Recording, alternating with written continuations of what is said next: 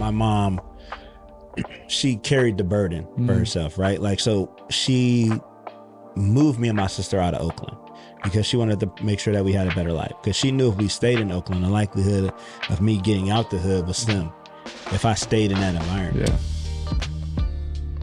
Welcome to the Beyond Sunday podcast, where we continue the conversation of God beyond Sunday. Today's guest is the head coach of Kerman High School. We got Damon Jenkins, aka Coach Jenkins.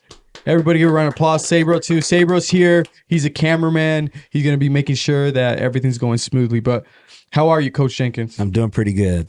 Thank you for having me on. Sabro, I appreciate you, man, for connecting us. So yeah, I'm doing pretty good today. Perfect, man. I want to get right into it, right? So first, let's start off with, you're the coach of Kerman High. Yes. Right. How is that? You speak to the youth of this community, right? You're with them constantly, at least with the people involved with the athletic sport of football. So tell us a little bit about that. How do you like it? How'd you get into it? I mean, I love it. I mean, can you get a little bit closer? No, I love it.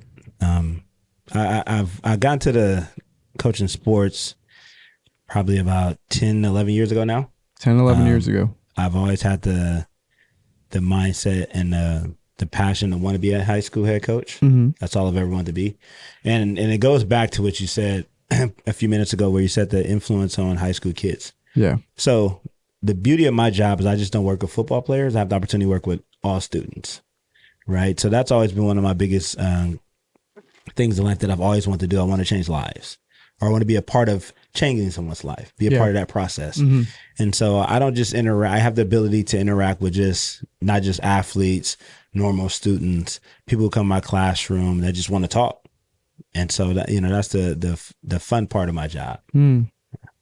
So why do you think you like doing that though? Well, see, honestly, I think it was placed on my heart a long time ago. So I grew up in a single parent home. And so I didn't really grow up with direct mentors in my life. I learned from people around me. And so growing up, I knew the moment I became an adult, I wanted to be a motivational speaker to talk to kids, and I wanted to be a high school head coach. Those two things directly, because it's centered around working with youth. It's centered around speaking life into youth. It's centered around helping youth understand that you're not alone. Right. The majority of the issues that youth have nowadays is simply because they feel like no one can relate to what they're going through. Yeah. Right. They don't know how to just say, hey, I'm dealing with this. Have you ever dealt with this? Or, hey, I don't know how to deal with this. And at some point through our life, we're all going to go through the same things, but it's at different parts in life. So, and for me, like, I want to be able to speak to youth and let them know, like, you're not alone. And there's things out there to help you get through what you're going through. That's cool. So talk to me a little bit about your upbringing. Then I want to dive deep into that before we talk more about it. So I grew up in Oakland, California. Oakland, California. Yeah. So when I was growing up, I grew up in West Oakland. My dad had a different lifestyle than my mom. My dad was more of a drug dealer. He ran the streets. He was into that lifestyle. And my mom was the one working a regular 9-to-5 job. So I grew up around that type of lifestyle. I saw my dad, I saw the drugs, I saw guns that my dad, that they had in the house. I saw I remember growing up seeing high speed chases down the street, up and down the main street, just different. What age? Man, I was probably around 6 or 7, actually. Wow. I was young. Yeah, you were aware too of what's going on. Yeah. Yeah. So I was around 6 or 7. And so, cause I started playing football when I was 8. So, but I'm 6 and 7 years old, just around that, that's kind of what my life was centered around at a young age. So was football like an escape? Like, was a sport an escape? Well, track was my escape. I actually started running track at 5. So track is my first love. I started running track at a young age. So track was what actually kept me from running the streets. It kept me from going down that path, because I fell in love with it. And then I ventured off into football, and then I fell in love with that. And then I just knew this is what I wanted to do in my life. I knew I was either running track or I was playing football. So that would actually help keep me focused. Wow, that's crazy. Yeah. So how was that though? Like, were you raised in a religious household? Like, was your mother a Christian? So my mom was, my grandma was actually the one who was huge on it, which is with her mom. And so at a young age, we used to go to church. At her church, I wasn't very fond of it because, as a kid, church is boring. You don't truly understand the real meaning of it. The fun part for me about church was Sunday school. Yeah. Like my Sunday school teacher, she did an amazing job. She made it fun. Right. So that's the only reason why growing up, I wanted to go to church was because of my Sunday school teacher. I didn't really like being in the actual main service, but again, when I went to Sunday service, Sunday service, that's where I learned, my base fundamentals of what my values are. Yeah. So that's cool. Yeah. So, throughout your youth, you attended school the whole time? I mean, church. So throughout my youth, I did. We would go back and forth to my grandma's church until we moved to Concord, and then when we moved to Concord, I actually started going to a church right down the street from my house. I love that church because they used to have what they call gym jams. That's originally how I got connected to that church. So what they would do is every once a month, we would have basketball. They would have jump houses. It was almost like a carnival. But at some point they would shut down everything and then they would have church. And so they would have people go in there and preach and talk about giving, if you wanted to be forgiven for your sins and things of that nature, come up and go, and speak. And they actually had skits. It was just an awesome atmosphere, an awesome time. And so I remember I fell in love with that atmosphere. And I remember I would go to church by myself on Sundays. I would get up, my mom would be still laying down. Wow. And she would be like, "Hey, where you going?" I'm like, "Hey, I'm going to walk to church," because literally it was walking distance. There were times where I would be at my buddy's house and I would leave his house to walk to church. Because I was never afraid to do things by myself growing up, right? Even as an adult, I'm not afraid to do things by myself. So when I was growing up, that was one of my things that I did on Sundays was go to church. So that's cool. Yeah. So you took that initiative of attending because of the Sunday school stuff that they were doing, right? Like the Sunday school, what I learned as a kid, but then when I got to go to that gym jam session, that amplified it, right? That made me want to go back to church. That made me want to be back in church. It was because of what I experienced at that church. A guy by the name of Pastor Chip, he was one of my, he was an influence on me, right? He was genuine. He was very authentic, right? And that's what, helped me gravitate towards that church. So, but once I started, interacting with him and just going and just showing up, it was one of those things where I felt that's where I needed to be. Cool. And then, so did you ever experience conflict though? I mean, I don't know if you attended public school, but maybe the morals that you might have been being taught in Sunday school or at church, and then you attending a public school where maybe some people, they like to do things that are like extracurricular things, right? Yeah. Like how was that for you? Did you struggle with that aspect of friends in school? Yeah, no, believe it or not, I didn't, because I feared my mom more than anything. And so I always felt like she knew everything. And so I was always pretty good about being able to separate, like my friends are going to do what they're going to do. Yeah. But I know at the end of the day, I have to answer to my mom.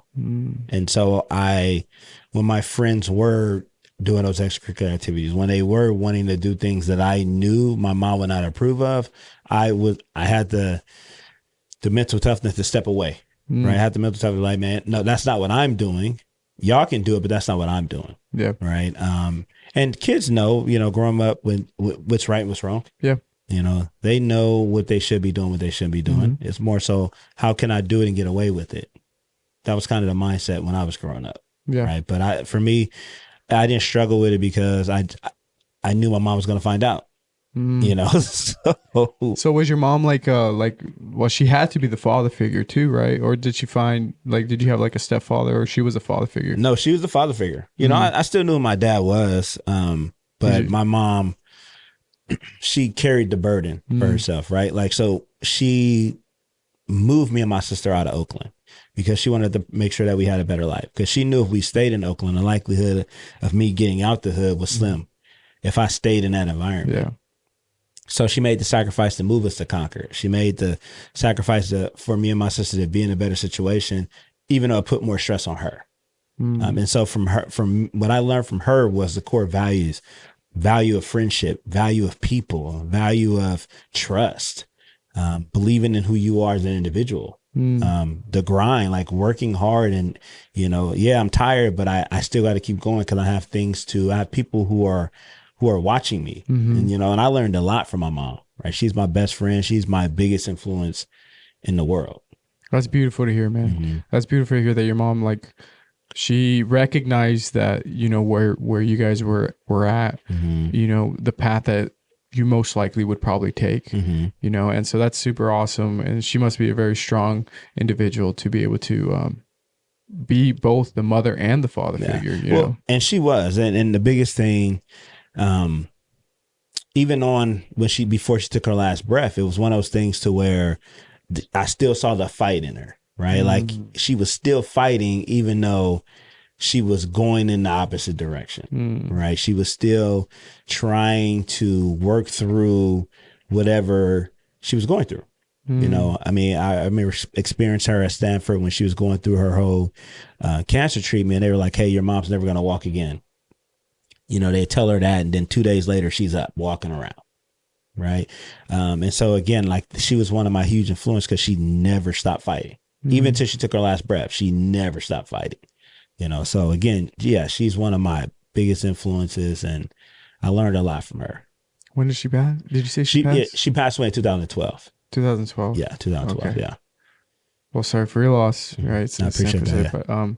But she sounds like an amazing woman. She was, yes. So how was your relationship with your father? Is he still around? No, he actually passed away in 2019. 2019. Yeah, so he passed away in 2019 from a heart attack. Okay. So, but even me and his relationship, when I was growing up, I didn't understand his why. So now that I'm a father of two, a 17-year-old and a 12-year-old, when my daughter was born, I still remember crying the day that she was born for two reasons. One, because of the mother of my child, her birthing such a beautiful baby. And then two, I immediately wanted to know why was it so easy for him to not want to be a father? Right? Why was it so easy for him to step away and be like, okay, hey, your mom can handle all these things. But I got that answer later on down in life because I got to the point to where I don't like, excuse me, I don't like holding grudges. I don't like being angry. So one day I asked my dad, why? And so he told me why. He was at that time, he grew up in an area in Oakland where, being a drug dealer was popular, running with all the big time drug dealers. That was the thing to do if you had access to that life. And so for him, he felt that was more important than being a father. And in his mind, he was like, I knew you had a strong mother and I knew that she was going to be able to handle all these things. She knew that she was going to be able to raise me and my sister. And so when he told me that, I might not understood it, but it put me at peace as to understanding, finally knowing his why. And I told him, I don't agree with you, but to know why you did it at that time, that was what you felt was important. And I can't fault him for that. Right. Because he actually gave me the motivation to be a better father. He actually gave me a motivation to make sure that I didn't leave my kid's life. Because, in society, you see it as, monkey see, monkey do. A lot of times kids my dad wasn't there, so I don't see the value of why I should be there. Yeah. Right. But it was the complete opposite of me. I learned the value of why I should be there, and so, me and my dad we had a back and forth relationship. But I love my dad. I learned a lot from him as well.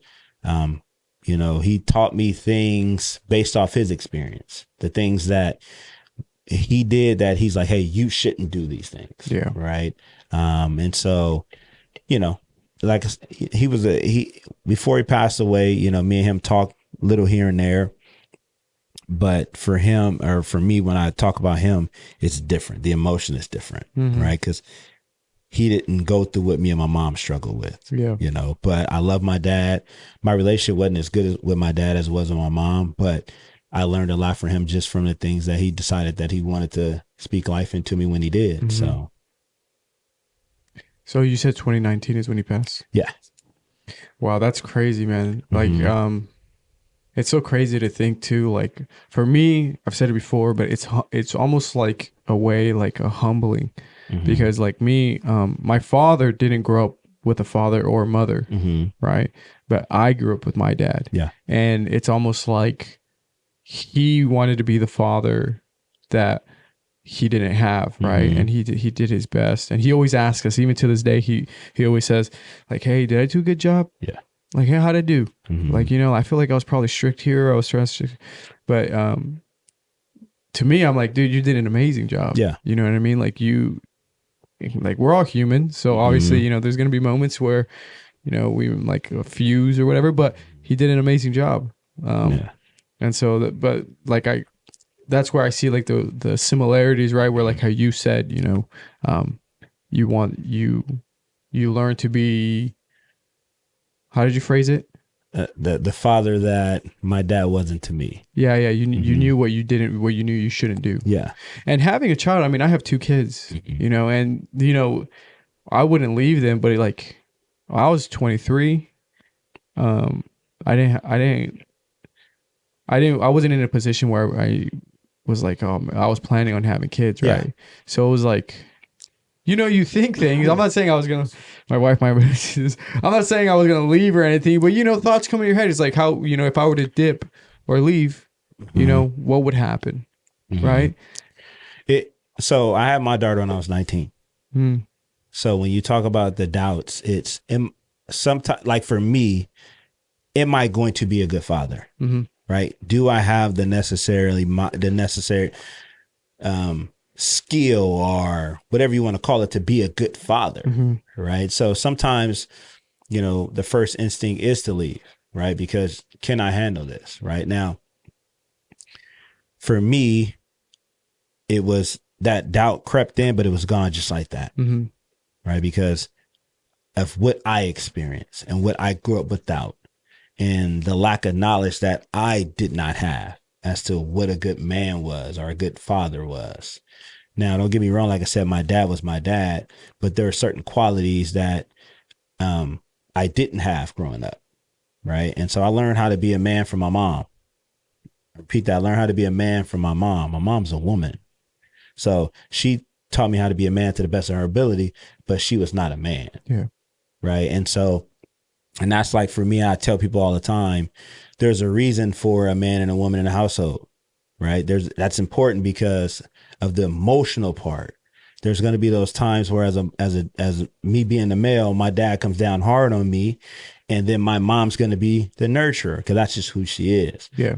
But when you're asking people to play both roles, that individual of a kid, he doesn't get the full compensation of what a parent should be, right? You know, I got my mom over here being a nurturer, even though she wants to be mean. Or, I'm sorry, it's the reverse role. I'm sorry. Even my mom's being mean to me, even though she wants to be the nurturer because she has to discipline me. Yeah. Right. Because my dad's not there.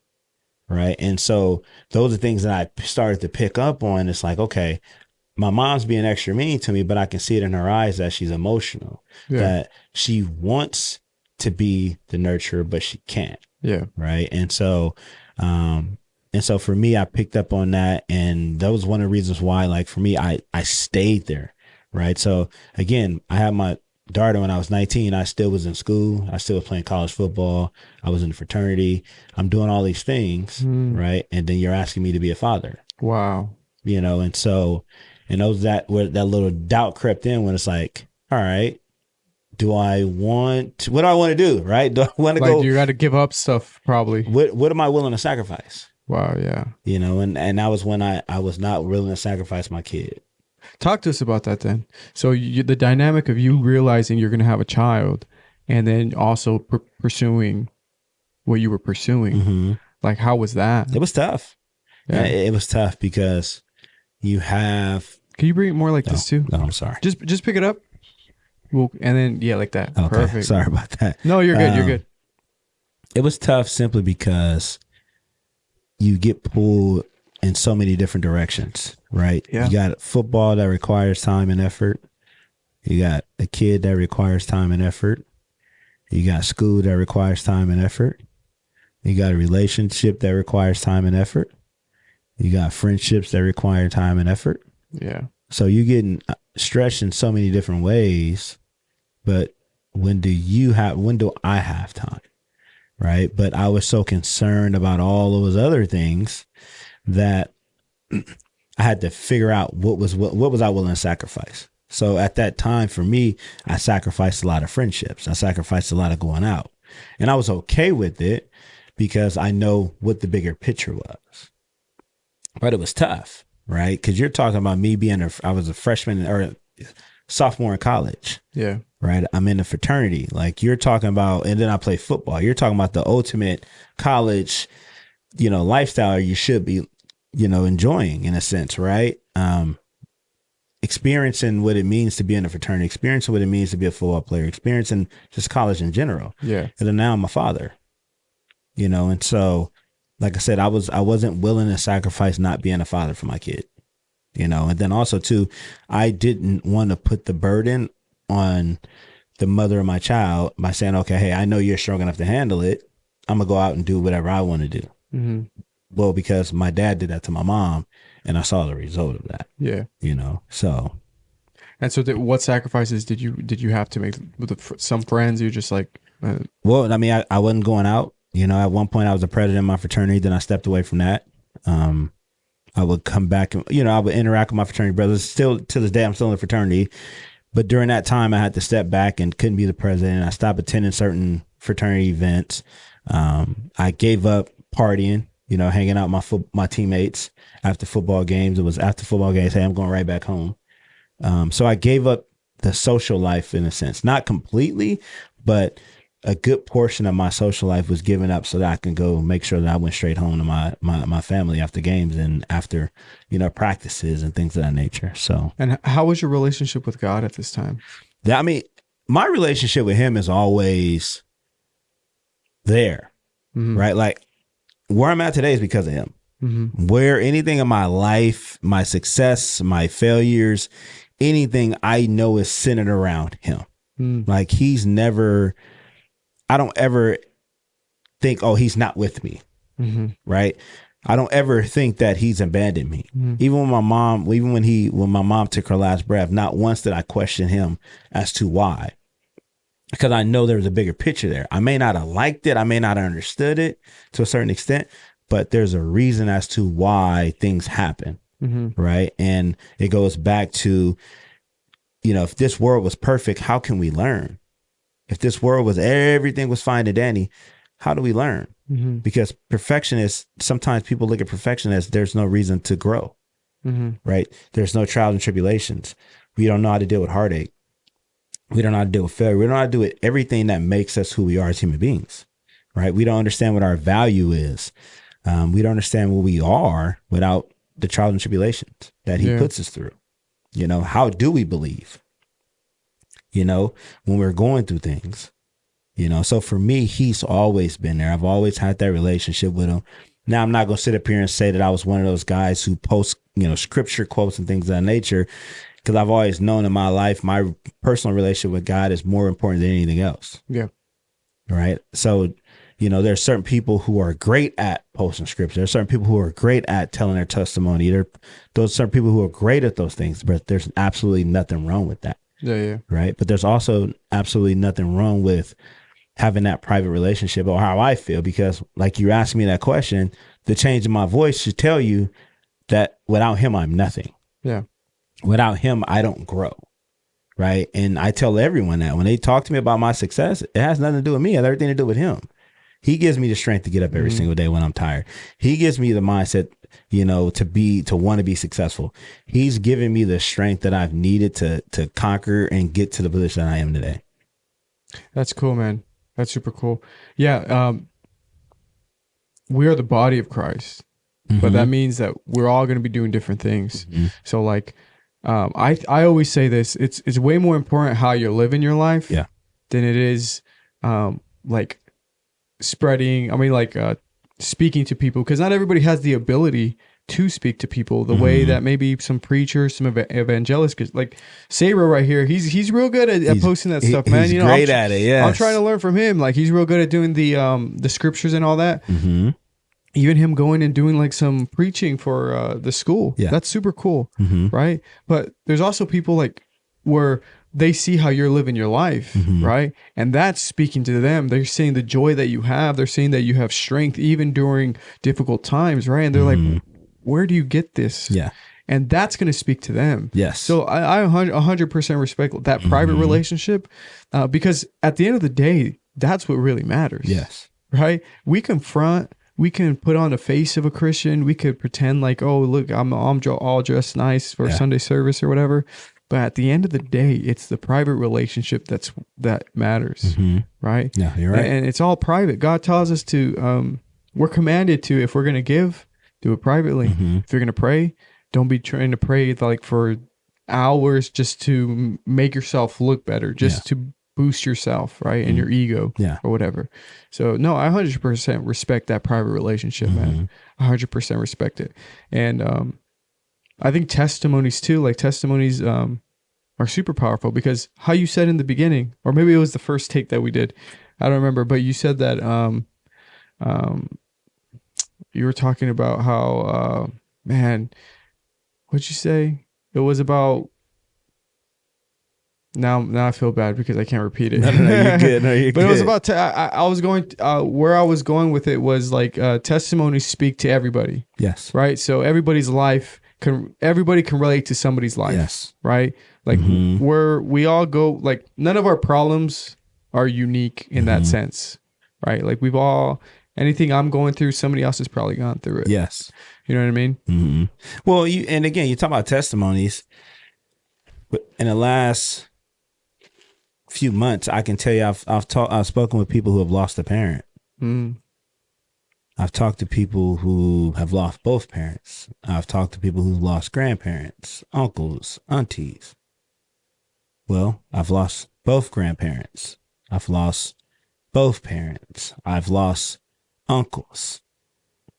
So it's easy for me to talk about those relationships when someone who hasn't been there, and so when you talk about those testimonies and you talk about, which is why we've all been, we're all going to go through things at some point in life, at different points in life, but we're all going to go through it.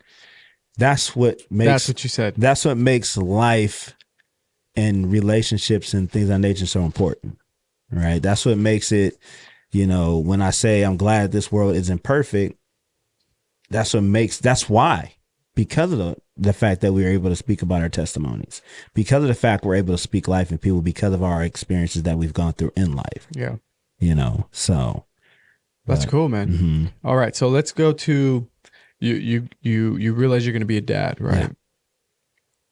19, or you said you were 19 when you figured that, you realized that, right? Yeah. You're pursuing football. And I know you get from, you said Corcoran? No, Concord. Concord. I'm sorry. Concord. Yeah. And then you end up in Fresno somehow. Yes. So tell us about that. So I ended up in Fresno for football. So I played football at Fresno State. Fresno State. Yes. And so you just moved over here to do that. Mm-hmm. And how was that? It was again a blessing. Mm-hmm. Right. I still remember it. I had the option. So when I was coming in high school, so I wasn't a great academician guy. Like I struggled academically, learning disability. Like I needed the extra time. And so there was a point where I didn't think I was going to make it to college. There was a point where I thought that I was just going to go to a junior college and hope to go to a Division I. Right. And so I was blessed with the opportunity to go to Fresno State and I took it. So once I got down here, it was one of those things to where now it's changing gears as to why am I here in college? Well, I want to get my degree, and I also want to get my degree, go play in the NFL, become a motivational speaker, and then go play, or then become a high school head coach. Right. So once I got to college, that's what the things that got set in motion for me. And now then insert me being a father. Right. So there was two ways that I could have handled that. I could have said, you know what, I'm going to put my dreams on the back burner, just focus on school and being a father. Or I can continue to be a father, play football, and do the things that I want, necessary to become and accomplish all my goals. Yeah. And so, and I did that. So. No, that's cool. Mm-hmm. That's cool that you might have had to sacrifice things to do that too, right? Like Yes. maybe sleep, Mm-hmm. A lot more extra time in things after work if you're working a full-time job. Yeah. Like you probably resonate with this, where it's like, to me, when somebody says that they're not able to do something, it's like you just don't want to. Yeah. You know what I mean? Like, it's more like, just be honest about it. Mm-hmm. Like, this stuff that I'm doing, this is all after my day job. Yeah. And this is, my day job is 7 to 4:30, Mm-hmm. 7 to 3:30, but overtime, sometimes I don't get out to 5 or 6. Yeah. And then I haven't gone to the gym in like a month or so, but I would go to the gym at 5:30 in the morning. Mm-hmm. Like, if I needed to, I would do that. Yeah. And then afterwards, I still got to spend time with my 2 kids, Mm-hmm. with my wife. And then after all is said and done, I put some time into this. Yeah. And it's like, because of the time I put into it, I'm seeing results. Mm-hmm. But I'm not making an excuse. I mean, anybody can have an excuse. Yes. I can say, I got 2 kids, man. Mm-hmm. I can't. I got 2 kids. Oh, you don't understand how overwhelming they are. Mm-hmm. I got 2 kids. Yeah. You know what I mean? Don't tell me that stuff. Mm-hmm. My wife might be even having a 3rd kid right Yeah. now. Well, and you said, so it goes back to what I learned from my mom, right? So my mom was working multiple jobs to make sure to provide for me and my sister. Mm-hmm. She didn't have time to make excuses. Yeah. She didn't have time to Yeah. say, well, I can't afford this. And she didn't have time for that. Yeah. Now, and that's what makes me like, I value that even more now, because I'm okay with receiving the bare minimum with certain things. I'm not a high maintenance guy. I'm not, I need this, and that. I'm okay with having just enough, because my happiness doesn't exceed in my happiness isn't based off of, what word am I looking Materialistic for? Materialistic things. It's not. It's not. My value is based off of, or the things that makes me happy is watching my kids happy, making sure my kids have things, my sister has things, making sure that people around me who I value, they're happy, right? Making sure that I know that if I can go out and if I do need to dress up, I have what I need to go dress up. I'm not the type of guy who's like, I need all the latest and greatest of things. Yeah. And I learned all that from my mom. But she taught me she taught me my core values, but she taught me what hard work was. You don't have excuses, right? Even when you are tired, you got to get up, right? My kids didn't ask to be brought into this world. I brought them here in this world. So they don't have time to hear me say, oh, I'm tired, I can't go pick up another job. If I need to go pick up another job, I'll go pick up another job. Yeah. If I need to get here somewhere early in order to get that extra work in, then that's what I'm going to do. And so one of the biggest things that I actually have it tattooed on my forearm is perseverance. Continue course of action in spite of difficulty. That's what life is. Yeah, I'm tired, but guess what? I got to keep going. Yeah. I may not want to be here, but someone's dependent on me, right? You got to find your motivation, right? You got to find something to believe in, right? You got to find something to keep you motivated and not be able to say, oh, I can't do this, right? Take the word can out and how can I? Yeah. Right. What am I going to do to make this happen? Right. What do I need to do? Does that mean I need to go to sleep early? Right. Like, so I'm 38 years old now. I don't have a problem with sacrificing. Why? Because I sacrificed before at a young age. And so I'm okay with sacrificing because I know the why behind my sacrifice, and a lot of people are afraid to sacrifice because they feel they're going to miss out on things. But when you want to be successful, when you want things out of life, sacrifice has to happen. So how do you, okay, so you're a coach though too, right? In Kerman High. So what about you trying to teach that value to maybe kids who probably lack discipline, right? Like, I don't know if you see that in like some of your what would you say my football players are my students. Yeah. Yeah. Your students, what would you call them? Students or athletes? My students are my athletes. Yeah. Yeah. So like when you see that maybe somebody is lacking that kind of drive to, push themselves, right? Like how do you go about that? Well, I mean, just having a genuine conversation. Like, one of the biggest things, sometimes people don't understand their why. And 2, some people don't feel like others believe in them. Right? Just think about this. Like, if people don't, a lot of young kids nowadays operate off the base of popularity. Right? So if they feel like if they're popular, that means in their eyes that they're valued, that they're cared for. right? Is that true? No, not necessarily, right? It's, oh, well, you went viral on the TikTok, or you went viral, but that doesn't mean these people care about your mental health. That doesn't mean these people care about how you are as an individual. Just, that doesn't mean that they want to see you be successful. They clicked on your video, they liked it, but that's where that value of what they think of you stops sometimes. Now, for me, when I'm having those hands-on conversations, then I can speak life into them and explain to them why you need to work hard, the value of it, right? A lot of times, I just had this conversation the other day.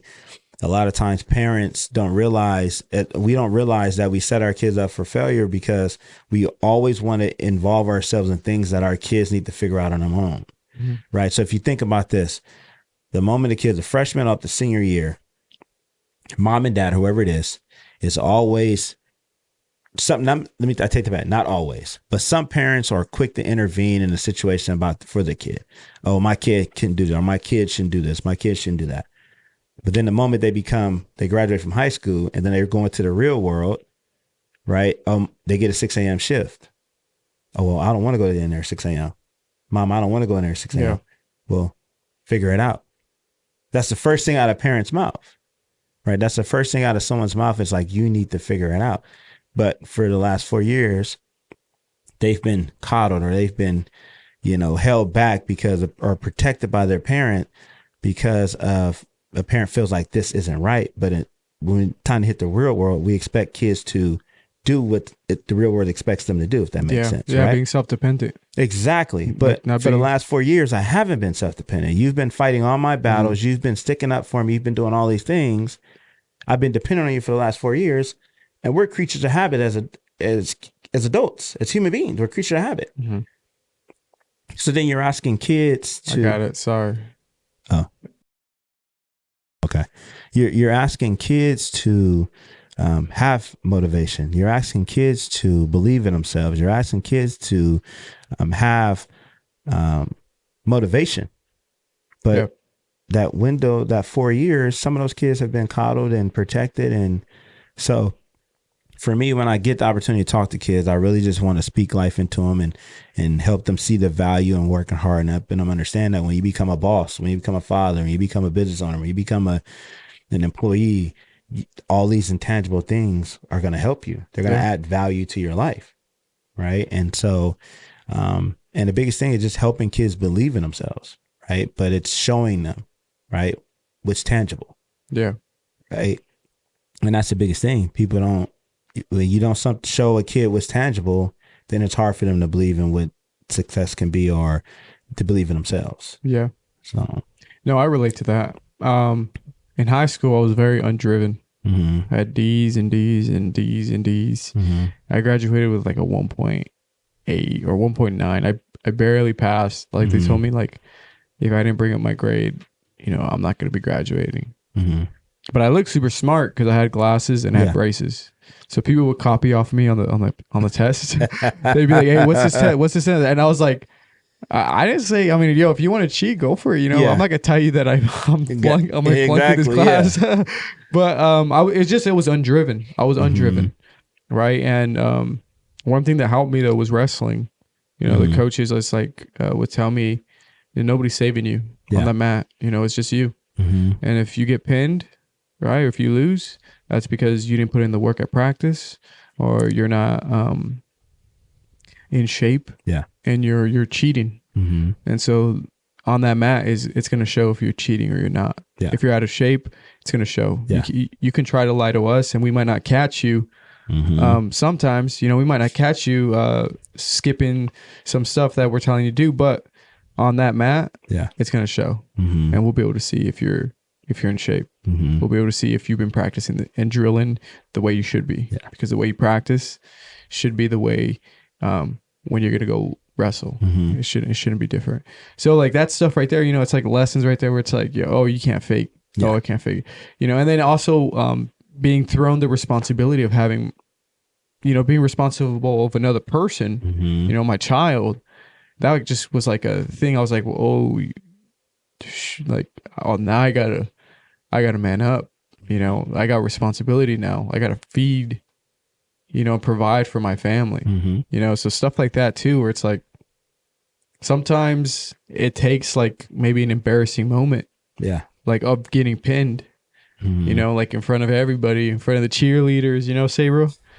But it takes that moment where it's like, oh, I don't like that feeling. I don't like that. I don't want that to happen again. Well, that's that internal motivation, right? And I talk to my football players about that all the time, right? Like I was driven by getting cut.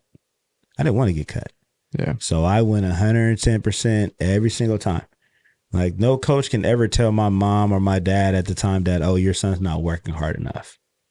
Right. They can never, because that's in my control. My effort is in my control.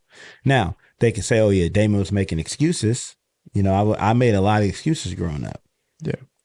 But when you talk about effort and you talk about not wanting to be beat, you're talking about that competitiveness. You talk about putting in the work. That's what I was driven. That's where I was, motivated and making sure that I wasn't going to let anybody outwork me. I wasn't going to let anybody embarrass me. And that's just that internal clock. That's that internal attitude that, some kids don't have and some do have it. And it's not just with sports, it's with business, it's with friendships, it's relationships. They all go hand in hand when you have the right mindset. Right. You don't get comfortable. A lot of times people get comfortable. And when they get comfortable, they start to slip backwards. And sometimes unless you're cognizant of it, you get to the point where you slip so far back that you lose sight of your why. And the goal is to never lose sight of your why. Your goal is to never lose the motivation, right? You got to keep trying to find ways to find it, So, and even as a parent, there's times, I'm sure, parents across the world, I'm sure there's times when they're like, I don't want to do this anymore. This is tough. Right? Like the baby's crying or financial situations or whatever it may be. I'm sure there's a lot of parents that say, you know what, I'm ready to throw my hands up and give up. Right? But it's that internal clock that kicks in and says, I got to keep going, so. Or that feeling too. I got my 7-month-old, 8-month-old. It's not, I mean, I wouldn't, right? But like you think about it when you're like waking up. At least my wife has it worse where she's waking up like 4 or 5 times a night because she's crying. And I wake up because my wife's upset. She's like, Sissy. We call her Sissy. Sissy, stop already. You just, because you're getting woken up like 5 times a night.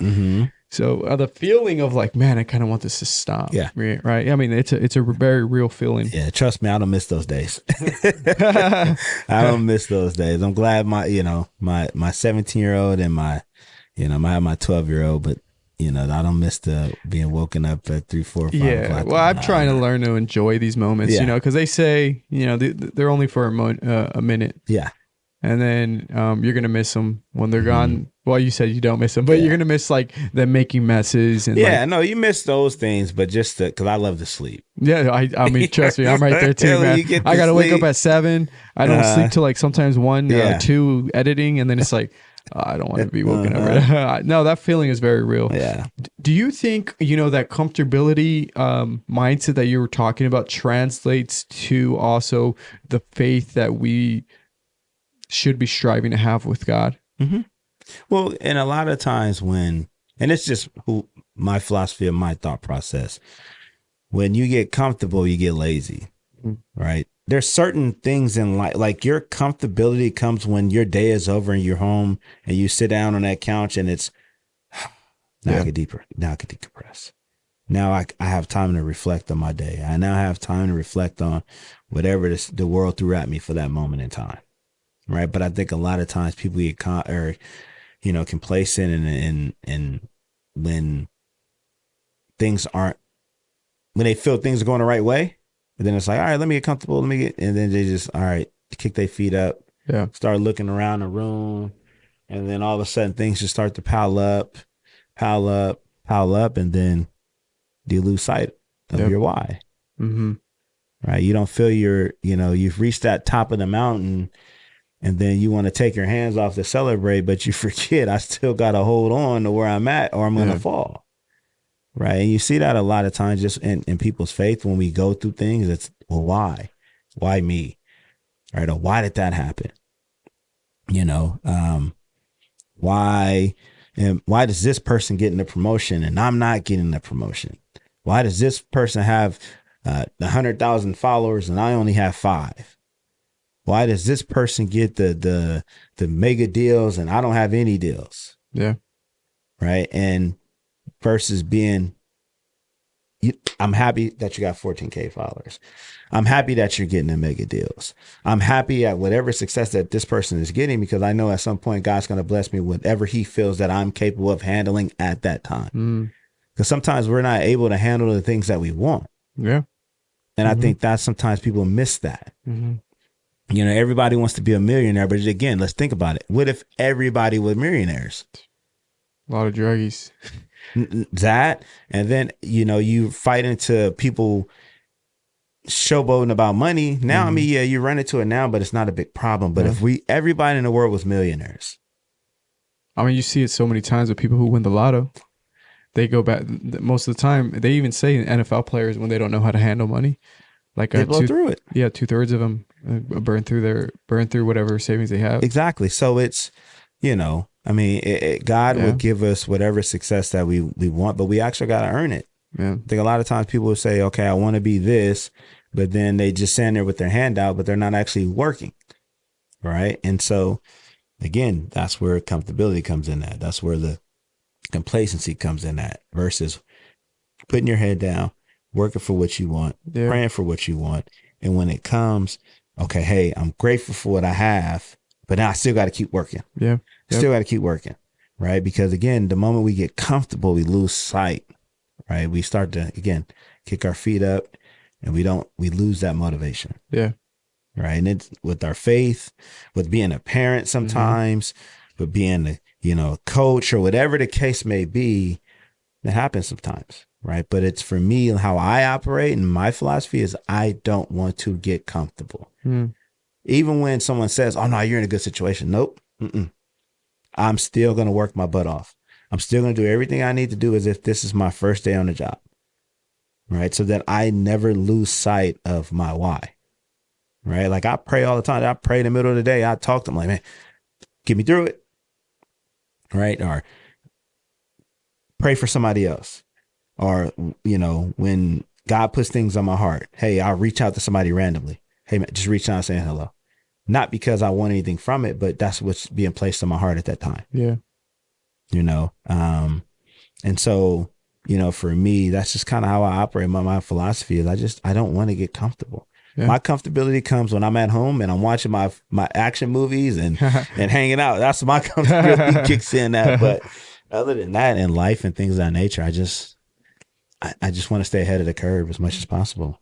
It's all about showing up too, right? It's that consistency. So it's like to keep your relationship with God, right? Like, are you praying, right? Are you reading? Are you even being around the vicinity of people who are also striving to strengthen their relationship with God? And that translates to let's say you're trying to do your own business, you're trying to grow, you know, a social media account. Okay, are you showing up? Are you studying what it takes? With football, are you studying the game? Are you putting in reps, maybe even after? Yeah. Right? Like just doing the extra, or just showing up consistently, not complaining and putting in the work. Yeah. Right? And with everything, it's just showing up. Consistency will be mostly anything besides God, right? But consistency beats everything, man. Yeah. Consistency beats everything. And I'll say this, consistency is scary. And I say that because when someone is consistent, there comes expectations. So when you're being consistent at whatever that you're doing, then people see how consistent that you are, and then they start to expect things out of you. And sometimes for certain people, they're afraid of that.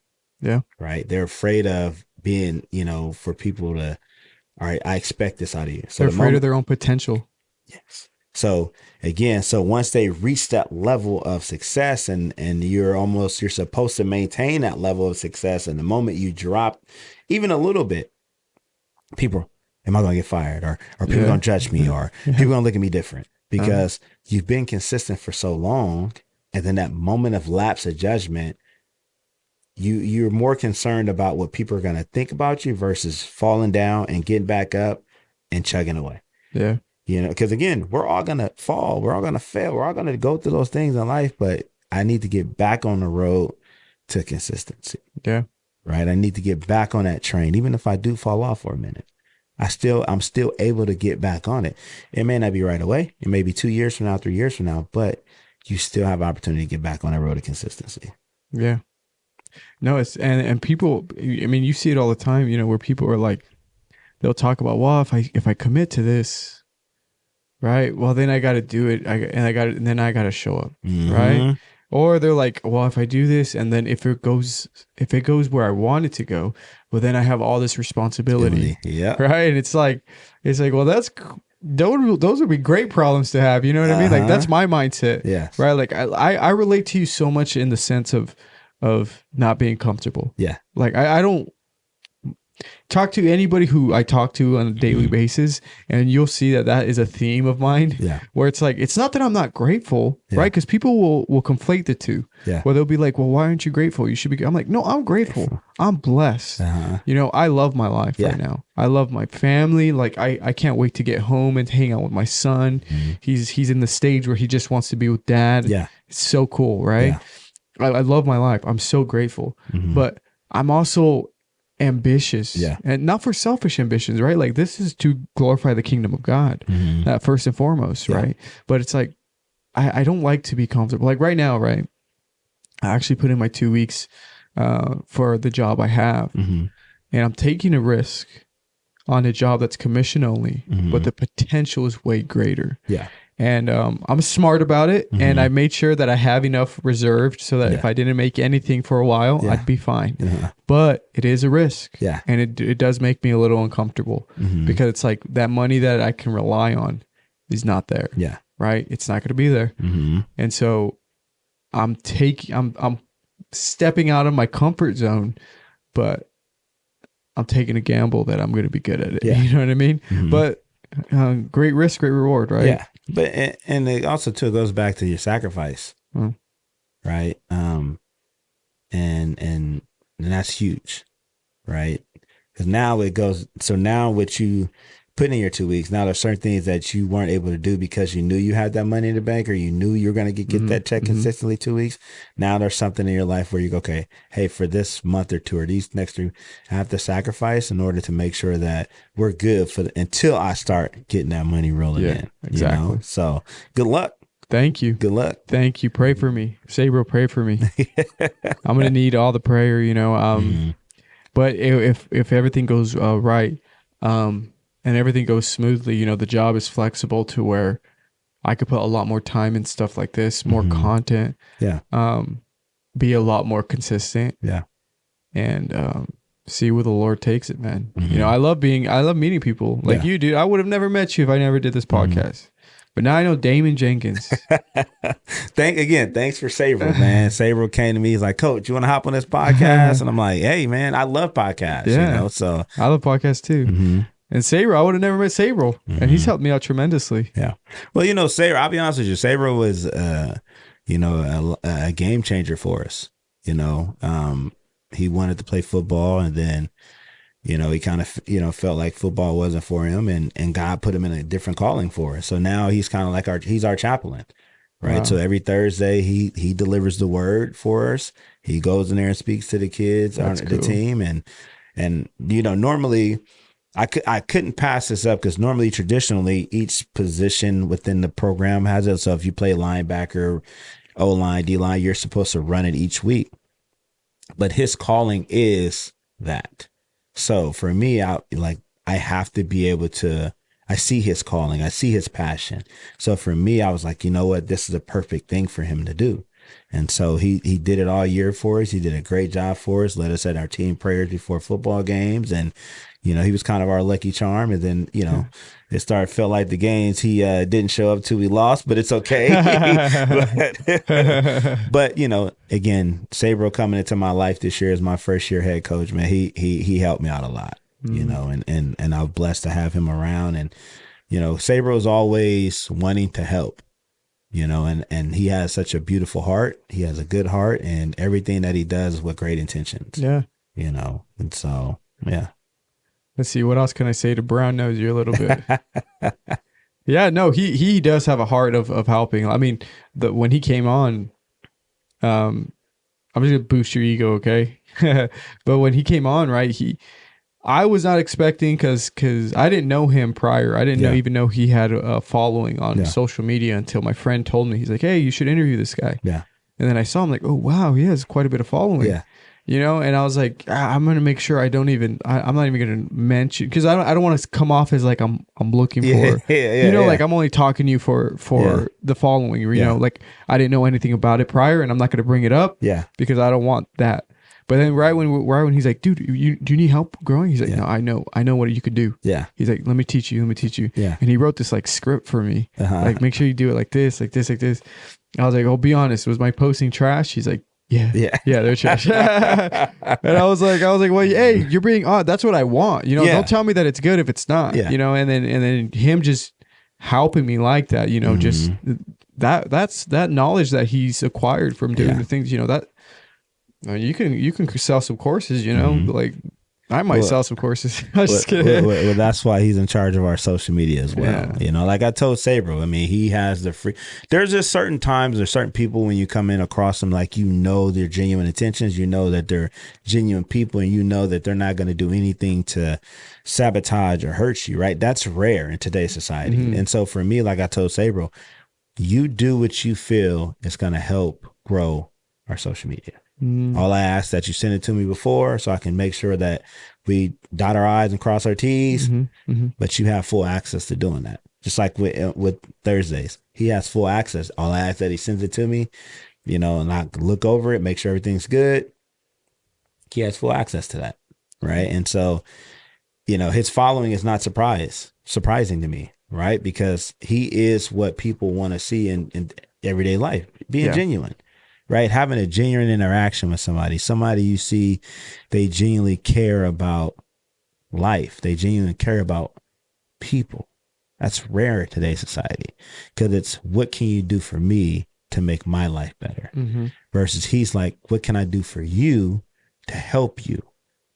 Right? It's like an exchange. Like it's always an exchange in today's day. You know, and so, but, you know, that's why, again, he's a privilege to be around. Yeah. He's a cool guy. He's all right, though. Yeah, he's all right. Yeah. You ain't even that tall. So I heard you say that this was your first year head coaching. Yes. So did you coach beforehand? Yeah. Like, so I had a, position coaching experience, coordinator experience. But I've always wanted to be a head coach. What are the challenges with that? I mean, there's many challenges. I mean, it goes back to getting your kids, the culture first and foremost, right? Getting the kids to actually believe that they can be successful, believing that they can be on the field and take on anybody, any place, anywhere, at any time. Making the change for better, right? How they treat each other, how they talk to each other, holding each other accountable, right? I say this all the time. When someone holds you accountable, that's a different kind of love, right? And so, trying to get our kids to hold each other accountable and move in the right direction, and understand that we're going to have to sacrifice things in order to be successful, right? Sometimes you might have to sacrifice friendships and things of that nature. But that's probably the toughest part. But it's tough because you're always going to have those kids who are detractors, where they know it's, all right, this is going to be too much work, so let me be a liability versus an asset to the program, right? Let me be the one who comes every so often. Let me be the one who complains about not playing, and then I have to get the phone call from your parent as to why, but you're not telling your parent that you're not showing up to practice, or you're not giving 110% effort, right? That's the biggest thing about being a head coach, is the culture, right? Trying to create a healthy culture, trying to create a culture of love, trying to create a culture of accountability, trying to create a culture of showing up for each other, right? Because we win together, we lose together, we do all the stuff together. And so it's important that we show up together, you know. The parents, it's not, I mean, of course you're going to have your parents, but that's not the hardest part of this job, right? Because I'm a parent, so I understand where parents are coming from, right? But to me, that's really the toughest part. It's just trying to make sure that the culture is where I want it to be. Now I've been blessed to come out here and deal with and work with some amazing kids who have started to kind of figure it out and start to believe in what I'm saying. Right now, do I think a lot of my kids are 100% in? No. I would be the fool to say that. Do I think I have some kids that are 100% brought in? Yes. Do I think our kids are moving forward in the right direction of believing in, but 100% in? Yes. And so that's really my main focus right now, is trying to build the culture and trying to make sure that I put my kids trying to put my kids in a position to be successful on and off the field. Right. I want my kids to be assets to society, not liabilities. Right. I want my kids to understand that your football career, your sports career will end at some point, but who you are as an individual will always be there. That's your value to this earth, not who you are as an athlete, but who you are as a person. That's your value to this earth. And so when you leave my program, I want to make sure that when you go into the working world, you are a good teammate. When you become a father, you're a good father. When you become a husband, you're a good husband. When you become a business owner, you're a good business owner. You know how to treat your employees. All those intangible things that make up a good human being. That's what my goal is to do in my program. And that's really the toughest part, is making sure that these kids genuinely know and feel like I believe that they can be those great things. So yeah, and you might be the father figure to some of these kids, or you might be teaching them life lessons that they're probably not learning at home, and so when they hear from you, it might be striking to them because they've never heard maybe these qualities that a man should have. Yes. Right. And so you telling them that, like, it might even set someone, like, they might be like, what? I've never heard this before. You know what I mean? Yeah. So it's like almost like that father figure. You hear it all the time too, right? Like, oh, who was an influence to you? My coach. You hear it all the time. Yeah. There's always coaches that have been a blessing to people's lives and a big influence. Yeah. So I encourage you, man. I mean, it's your first year. I'll be praying for you. I'll be praying that everything goes smoothly from here on out. I don't know how many years you're going to be the head coach in Kerman, but my goal is to be here for a very long time. Well, that's good to hear. My goal is to be here for a very long time. I need to win some championships. That's my goal. I need to win some championships. So how many do you think you can bring in? I don't know how football works, right? But like, do you think you guys are in a position to win one soon? Yeah, we are. Especially with Sabro praying. Yeah.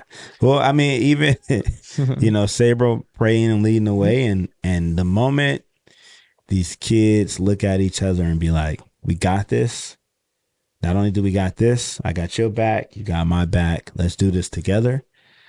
It's going to be a tough football team to deal with. Well, I believe in you, man. Thank you. I appreciate that. All right, boss. We're about an hour in. Okay. I usually keep it at an hour, so I'm going to ask you just some Q&A questions. Okay. These are some quick. I only got 2, so these are just quick Q&A questions. But first question is, what is your favorite Bible verse? Ooh, there's so many. One of my favorite verses is don't worry about tomorrow, for tomorrow will take care of itself. Yeah.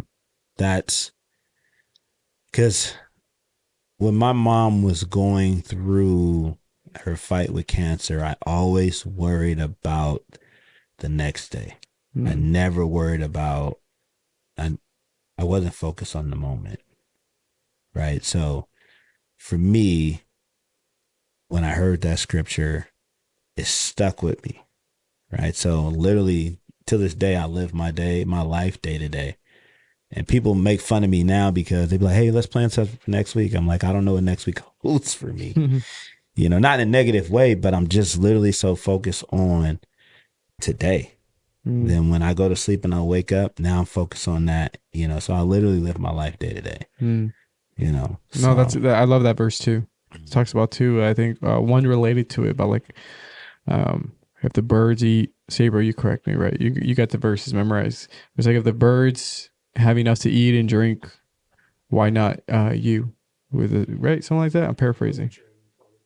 God takes care of the sparrow. What makes you think he can't take care of you? Boom. If God takes care of the sparrows, what makes you think He can't take care of you? Mm-hmm. Exactly. Thank you.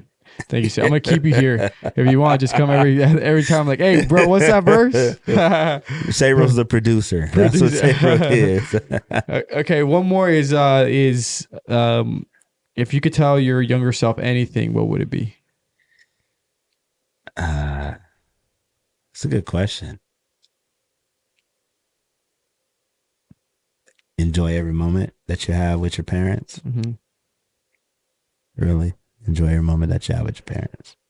Yeah, I mean, you get stuck with the day to day. You could forget. You know, you don't know what you got till it's gone. Yeah. Right. Yeah. I mean, if you would have told me that neither one of my parents was gonna not make it out of their 50s, I would have laughed at you. You know, my mom passed away at 52. My dad passed away at 56. Mm. You know, so, you know, honestly, when the older I get, the scarier it gets for me, knowing the history of my parents, you know, so, but yeah, no, if I had to cherish those moments with my parents. That's important. Yeah. Yeah, I try to do that. You hear it all the time from people who have gone through losing parents, you know, like cherish them. Mm-hmm. So that's good advice right there. But all right, with that being said, do you got something we could plug? Do you want to plug something? Yeah, you did send me that video about the 2 minutes, right? That's going to be afterwards. Oh, so okay. that's not right now. Gotcha. Once we're done filming, I set it up. So every single thing, I'm just going to break down my content the way I visualize it. This is the podcast setup. And then so when I do a talking head with the guest, that's their background. Gotcha. And then when it's a talking head of me talking, that's my background. Right. You know what I mean? I Switch saw it that. up. You know what I mean? I saw that. Yeah. Do I want to plug in? Honestly, I mean, what it really says on my shirt, really just understand your greatness. Understand your greatness. Yeah. I mean, I'm huge on understanding. I'm huge on, you know, it's not enough to know, right? You can know the answers to the question, but do you understand how you got it? Huge difference. You know, people say it all the time, know your self-worth. When you know your self-worth, you still let people treat you the wrong way. When you understand your self-worth, you stop it at the door. You know, so for me, I'm huge on understanding. I'm huge on that Understanding word. your greatness. Yeah. So that's cool, man. So understand your greatness. Apparel dropping soon. Yeah. All right. But with that being said, thank you guys for tuning in. If you guys have any advice on how the podcast went, make sure to put it in the comments or send us a DM on Instagram. But with that being said, thank you guys and God bless. Bye-bye. Bye-bye. Bye-bye. Hasta luego. Hasta luego.